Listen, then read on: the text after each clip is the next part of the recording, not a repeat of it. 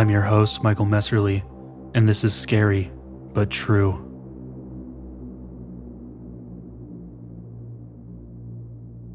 Today, we're stepping back into the world of strange rituals, forbidden games, and the kinds of stories that people usually only whisper about. Across the internet and throughout history, there have always been rumors of certain games or rituals that supposedly allow people to contact something beyond our understanding. The shadow side. Some claim they're harmless. Others say they open doors they can never fully close. Some of these rituals entertain curiosity.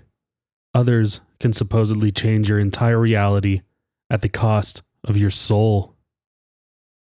In this episode, we'll be diving into some of the internet's hidden rituals again. This is the second episode of Rituals, so if you enjoy it, go take a look at the first time we talked about it. And before we begin, this episode is for entertainment purposes only. Do not attempt any of the rituals or games discussed in today's episode under any circumstances whatsoever. Let's begin.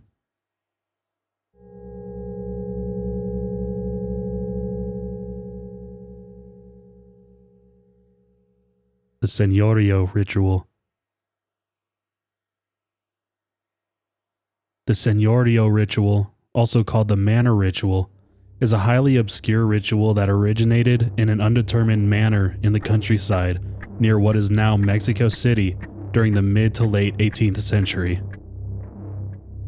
I can attest to the fact that materials on the Manor Ritual are sparse or difficult to access, given that most had few, if any, copies made. This is compounded by the fact that a large portion of those pertinent materials are decayed to the point of being unreadable, and are only known to pertain the ritual due to their having large diagrams and illustrations depicting it. Due to these factors, some aspects, the nature and history of the ritual are disputed, and many more are unknown. However, the following aspects are generally agreed to be true. Number 1. The ritual was performed almost exclusively by peninsulars and criollos, people in the New World who were at the top of the Spanish Sistema de Castas racial hierarchy. This was most probably due to the ritual requiring complete control of a large manor house, something that was out of the reach of those in a lower caste. Number 2. The ritual was practiced sparingly, only used a few times by a certain number of wealthy families. This, along with the nature of the ritual itself and the enigmatic status of many materials covering it, suggests that the ritual was an extreme taboo among those who knew of it. Number 3.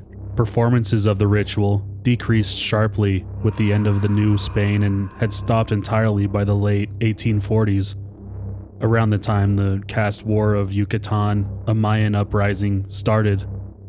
There appeared to be no links between the two events, however. It is speculated that the inspiration for the ritual has links to the human sacrifice rituals that were practiced regularly by the Aztecs, although such links are tenuous at best. Indeed, the only similarities between the two rituals is that the location of the origin of the Manor Ritual is close to the ruins of Tenochtitlan, and that both rituals focus on stairwells and blood. A typical performance of the ritual would vary slightly from family to family, but generally adhered to the following process.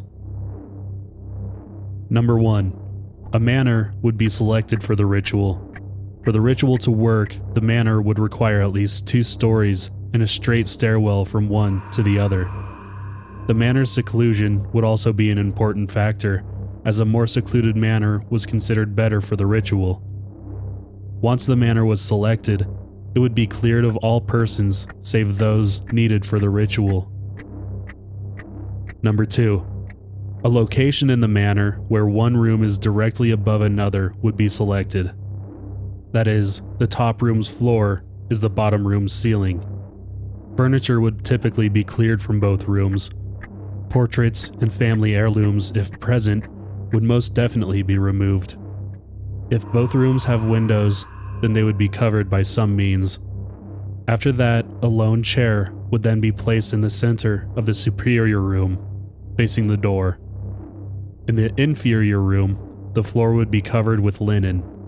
A pike would be made to stand perpendicular to the floor in the center of the inferior room, and preferably the center of the superior room as well, by use of nails or some other means. Number 3. An effigy of the quote-unquote victim of the manor ritual would be prepared by an assistant, usually a servant or younger member of the manor's family. Such a victim would usually be an enemy of the family or an object of the performer's envy. The effigy would often be crude likeness made of straw, cloth, and wood, although in some extreme cases, the family performing the ritual would use a newly dead or killed native or African laborer, painted and dressed to caricature the victim. Whatever form the effigy took, it would be affixed to the pike to stand upright. The effigy would be affixed so as to not touch the floor. Number 4. Well after dusk, the performer of the ritual, usually the lady of the house, would sit in the chair in the superior room in the dark. From here, what should happen next in the ritual differs from source to source. Some sources say that the assistant should leave and close the door behind him. This is the earlier custom, performed mostly before the 1800s. In this variation, the performer should cover their face with a sack or cloth. Other sources say that the assistant should place a full-length mirror upright beside the door before leaving, and leave the performer 3 lit candles for dim light.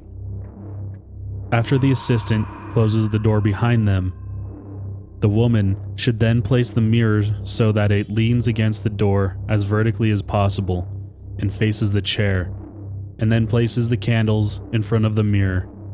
This is the later custom, performed mostly after the 1800s. Number 5. From here, the assistant would take a container of sangre negra, or black blood, to the inferior room. This is the term used in all readable sources, but what exactly the substance is unclear. In illustrations, it is often depicted as a red liquid, dark to the point of almost being black. In one source, it is completely black, the same color as the text.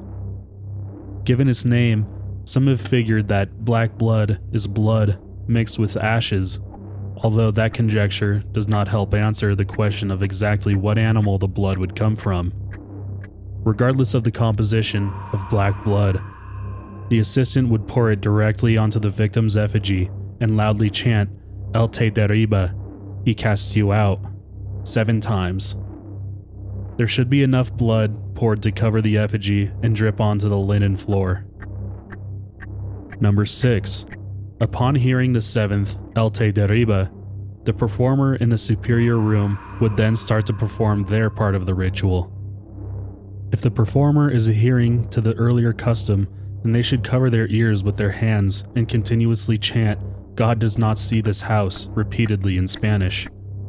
If the performer is adhering to the later custom, then they should perform the chant 7 times, then stare at the mirror in the dim light and bare their teeth at their reflection, blinking as seldom as possible. Number 7. While the performer is chanting or staring into the mirror, the assistant waits in the inferior room for the moment when, and I quote, "when the devil has had enough to drink." In the manor ritual, this signifies the moment when the black blood has stopped dripping from the effigy onto the linens on the floor.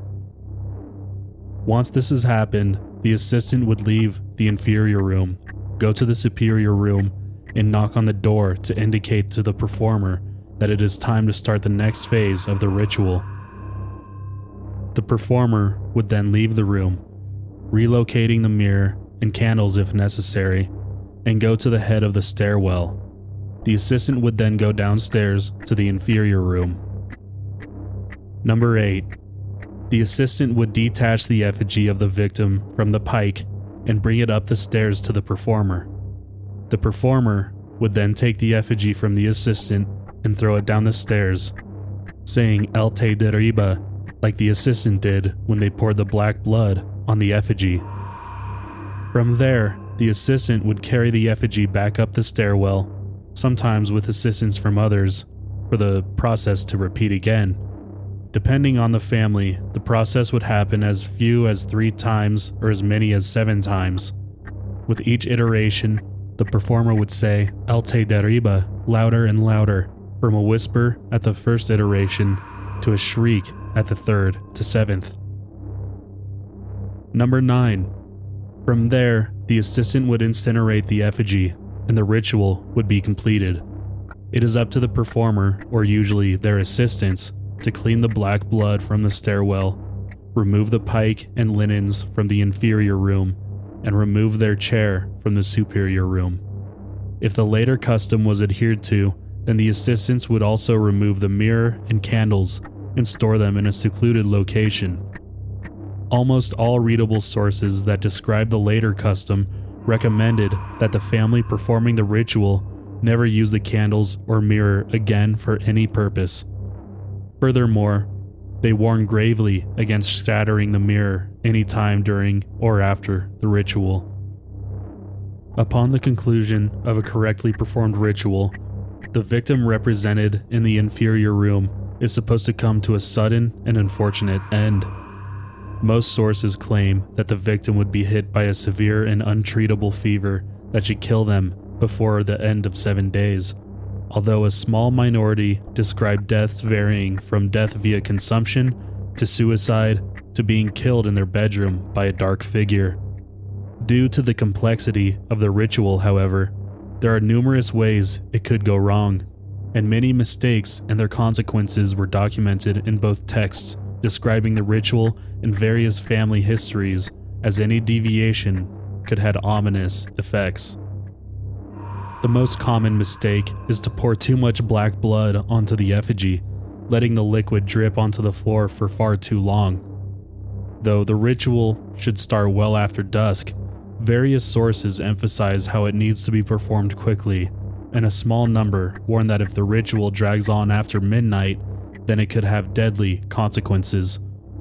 Rare but valuable personal accounts from performers of the ritual often note how they can feel an unnerving presence around them as they sit, head covered or uncovered, in the superior room.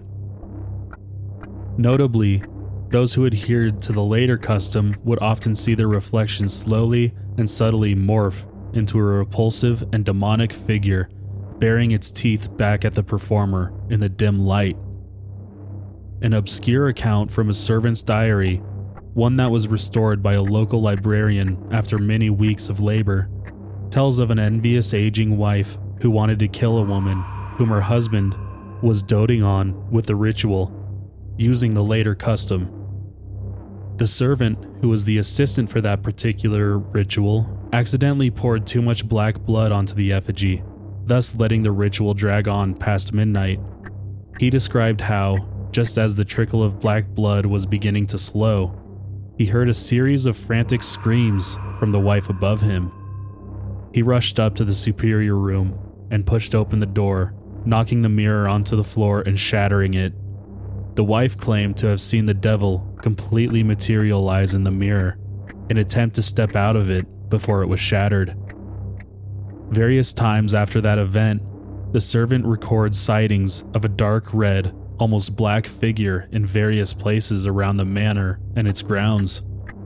Sightings which stop with the death of the wife less than a month after the ritual. The second most common problem that occurs during the ritual involves the phase when the effigy is thrown repeatedly down the stairs.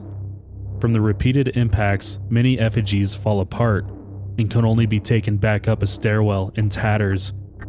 Limited accounts of this happening all mention that a foul odor beyond that of the effigy's material or the black blood seems to emanate from the effigy's exposed innards, leaving behind a sickening miasma that seems to inhabit the stairwell for weeks. Those who use the stairwell regularly after that are documented as developing symptoms similar to those supposed to be inflicted on the victim. Perhaps most disturbing was the account of a family that used a fresh cadaver of a native laborer. They had committed to casting the laborer down the stairs a full 7 times, but on the 6th time, the corpse opened its eyes and growled demonically. The panicked family incinerated the effigy immediately, terminating the ritual. The family patriarch, who describes the ritual in his diary, then begins to describe vivid nightmares and episodes of sleep paralysis involving the effigy watching him as he lay in bed. He writes of these incidents almost nightly for a month before his diary inexplicably ends.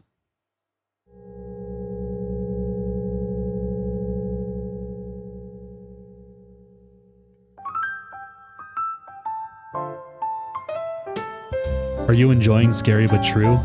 Please let me know by leaving a like and comment on any of these episodes. Also, rating my podcast on any platform helps me out a lot, as well as following me wherever you're listening. Thank you so much for following, liking, commenting, and rating. Now back to the episode.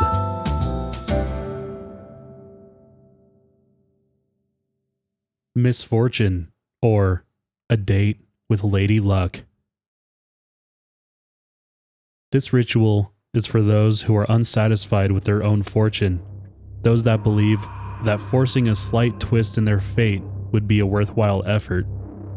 However, it also demands an ability to get on others' good graces, no matter what kind of person or otherwise they may be. You will need the following: a picture of a person whom you know and deeply trust. It should be a picture where the person is alone. Pictures of several people can lead to complications. For a similar reason, it should be a physical printed photograph. A picture viewed on an electronic device could also cause complications. It should also be noted that, although this ritual can be performed with the picture of a living person, it works best if the one in the picture had died recently. A frame or some other means of propping up the picture and making it more visible. This is optional but highly recommended. A piece of chalk, 2 candles, something to light them with, a lighter or matches will do, salt, a power object, a personal possession of emotional value that will inspire confidence in you. In preparation for the ritual, begin at night, at a time when most of the people around you are asleep. 2 to 3 a.m. is usually ideal, but you'll have to make your own judgment based on the area where you intend to perform the ritual. Prepare the ritual in a room with as little connection as possible to the outside, windows, doors, etc. Try to achieve complete darkness. Cover up any windows if you have to. Make sure you are completely alone in the room and that you will not be disturbed while the ritual is proceeding. Place the photograph in the center of this room, facing the place where you will be sitting. This is why a frame is recommended. You will need to be aware of the photograph's appearance throughout the entirety of the ritual. Draw a chalk circle around the photograph. It does not have to be perfect. In fact, you should make a slight elongation in its perimeter around the area where you'll be sitting so that you can easily reach it with your arm without moving your body. However, take care not to make the circle too big. Place one of your candles inside the circle, between yourself and the photograph. If the candle is so big as to obstruct your view of the photograph, you can place it slightly off to the side. The important thing is that you're able to keep an eye on both. Place the other candle in a similar alignment but outside the circle. Make sure the outer candle is easily within reach. When the hour you have chosen comes around, you may begin the ritual. The call. Number 1. Once it is time to begin, study the original picture one last time so that you may easily notice any changes it may undergo. If the room you're in has a light, you may turn it on now for this purpose, but you must turn it off again once you're done, and it must remain off for the rest of the ritual. Number 2. Light the candle inside the circle and only that one. If you must, realign it now so that it casts as much light as possible on the picture. After this point, avoid having any part of your body within the circle. Number 3. Keeping the picture fresh in your mind's eye, close your eyes and concentrate on good, friendly memories that you shared with the person in the picture. Think about them being kind to you, wishing you the best in life, generally being nice and kind. Hold your power objects during this step and do not let go of it just yet. Number 4. Keep your eyes closed. When you are positive, you have accrued a good amount of positive mental energy. Chant the following. Dear friend's fortune, come to me. Let me be your addressee, that you do as you see fit, how our memory has writ. Number 5. Open your eyes. Do not let go of your power object. Look at the picture. If you do not notice any differences with the picture, the ritual has most likely failed. Do not proceed. If the person in the picture can no longer be seen in it, do not proceed. If you see a figure or presence in it that fills you with horror, dread, or general unease, do not proceed. If the picture has caught fire or has otherwise been damaged or destroyed, do not proceed. If any of the former happen, skip to canceling the ritual immediately. If you see a figure or presence in the picture that was not there before, and that does not immediately make you feel uneasy, you may proceed. Number 1. Speak a question or remark out loud, something that only you and the person in the picture knew about, or that they would always respond to in a specific way. If you do not perceive any kind of response, do not proceed. Skip to canceling the ritual. If you perceive a thought or voice in your head that you do not recognize, do not proceed. Skip to canceling the ritual.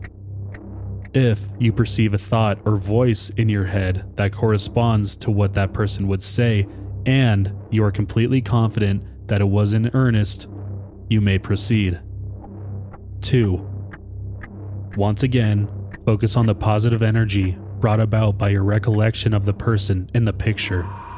Being careful to remain focused on that, light the candle outside the circle, then gently reach out and erase the part of the circle nearest to you with your arm. Do not make any sudden violent movements.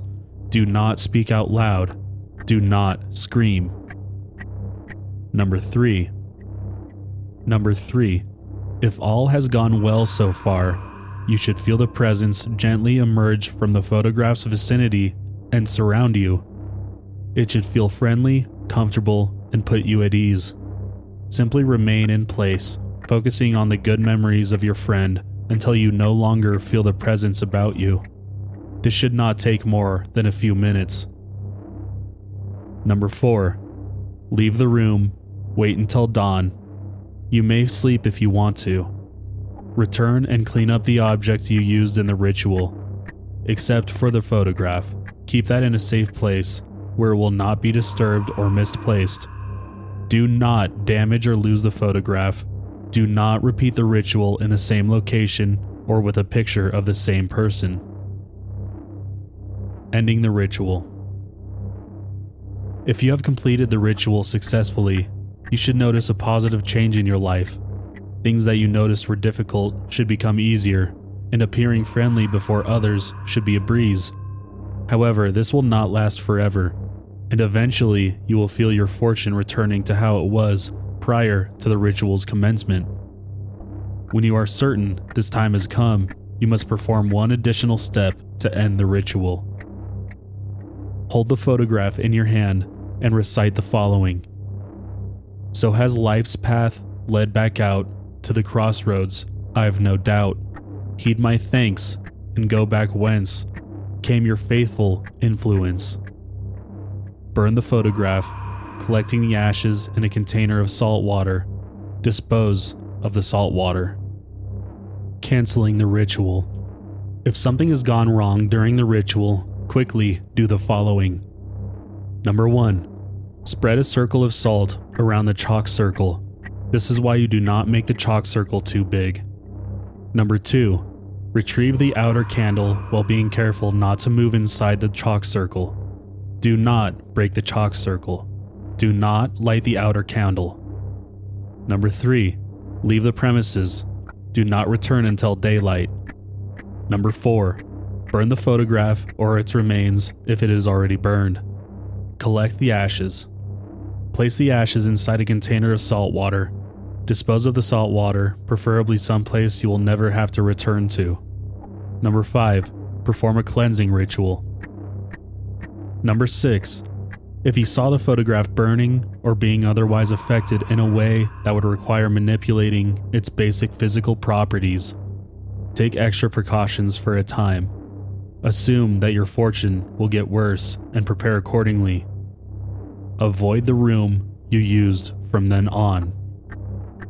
Some background on the ritual's function. Many believe that a person's will, while bound to their spirit, can manifest beyond the confines of their own body. Naturally, this can be helped along if the body and spirit have since become separated. In this incorporeal state, the will can interact and manipulate others, helping or hindering them in invisible ways. The cultivation of a friendship with someone can stimulate this interaction of wills, sometimes even while both participants are still alive and well. Naturally, a similar interaction with the wills of enemies and anything else with the intent to do harm can still occur. The way in which these ethereal energies interact with one's own can be manipulated by creating a bridge into one's own self, through which the energies would flow more easily. The tricky part, then, can be being absolutely certain that the kind of energy one is beckoning is a positive one. Even then, since these energies are products of the will, they can gradually burn themselves out and feel tired, unappreciated, vindictive, which is why one's link with them must eventually be severed.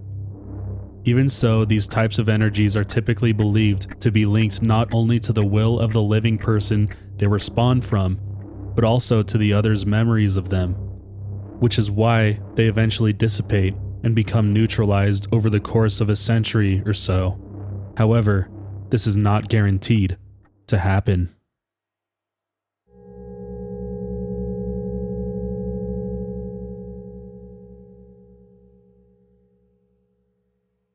The Midnight Game. I see a lot of people on here asking about the Midnight Game, what it is, how do I play it, hey, can I do this thing instead, etc., etc. For everyone who is curious, here are the rules. A special annotated version explaining the why and wherefore of various aspects. Please keep in mind that while this is a modern game, it is based on and uses many elements of ancient rituals. It is not to be taken lightly. If you can't or won't play by the rules, you probably shouldn't be playing at all. Before you start, cover or remove as many reflective surfaces as you possibly can from your house. Mirrors and picture frames can be covered with sheets or towels. Curtains and windows should be shut. Shiny metallic surfaces should be hidden or covered. Will you need to use the bathroom between 12 midnight and 3:33 a.m.?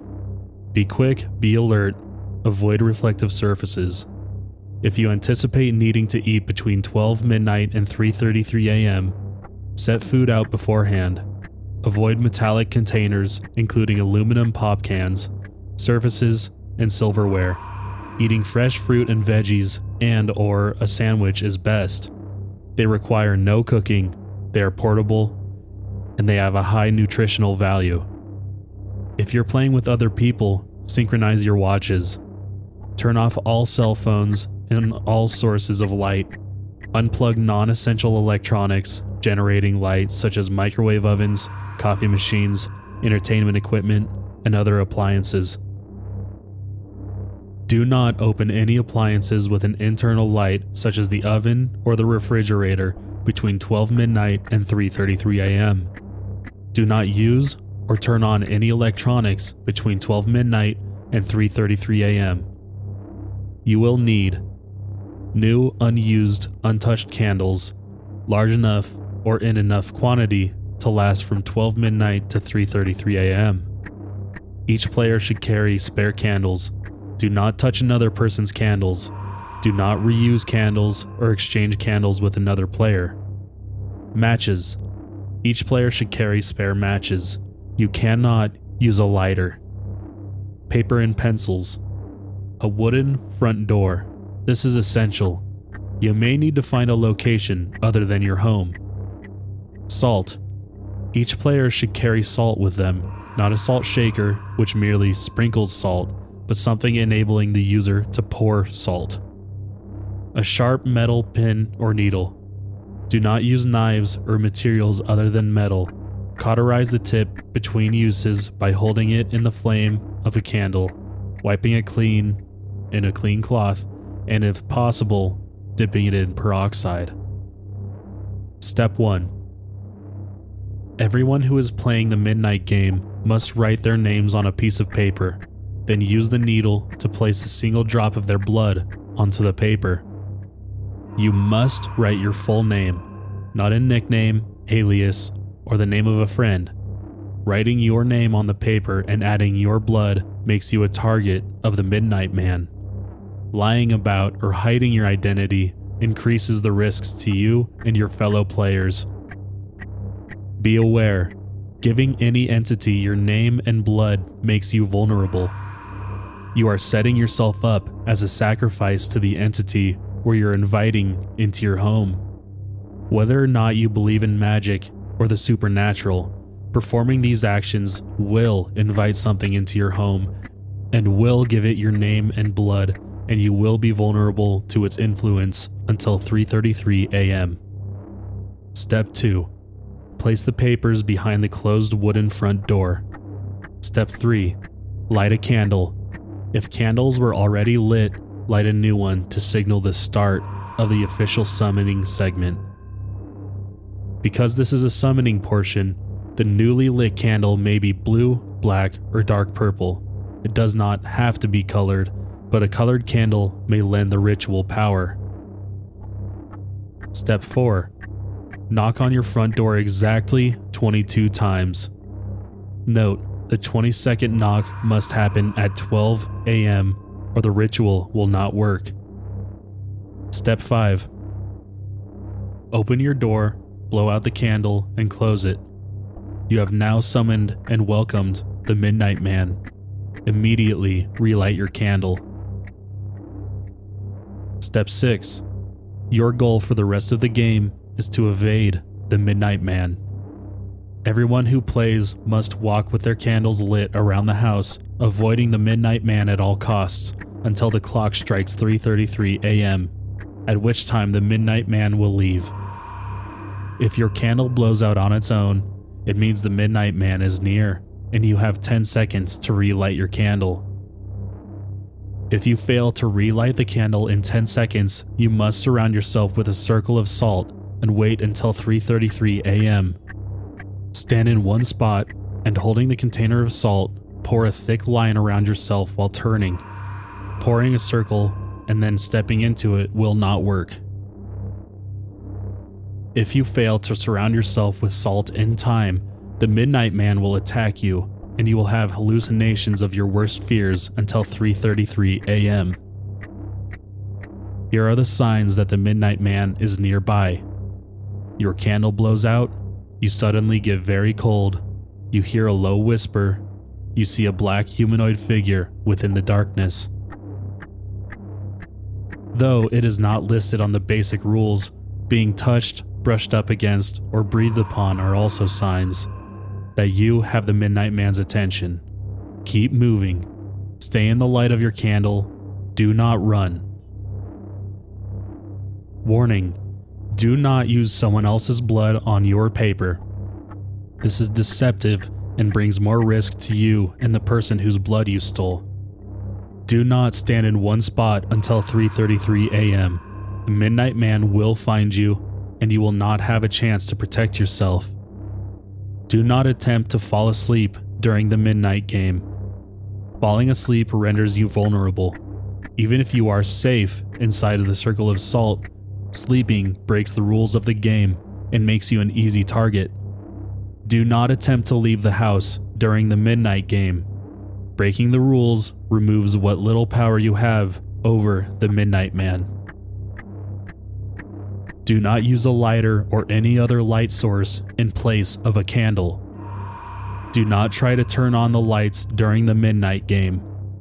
If you're playing with friends, you may want to ensure they can't turn the lights back on by turning off the electricity at the fuse box. Don't do this unless you know what you're doing. Common sense, people. And definitely do not try to provoke the Midnight Man. The Midnight Man is not interested in physically harming you. He wants to scare you, get inside your head, mess you up. You must prove you're in control by continually moving forward and being alert without being freaked out. When you lose control or get scared and hide, he has won. Carrying a weapon during this game could be exceptionally dangerous, especially if you're playing with other people.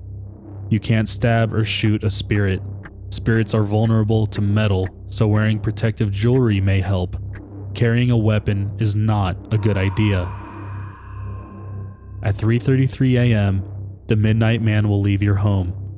Use any remaining lit candles to burn the paper with your name and blood, announcing the Midnight Man has gone and must leave your house. And you are free. Blow out all the candles and throw them out, or allow them to burn down safely. You can turn on the lights and go about your normal business.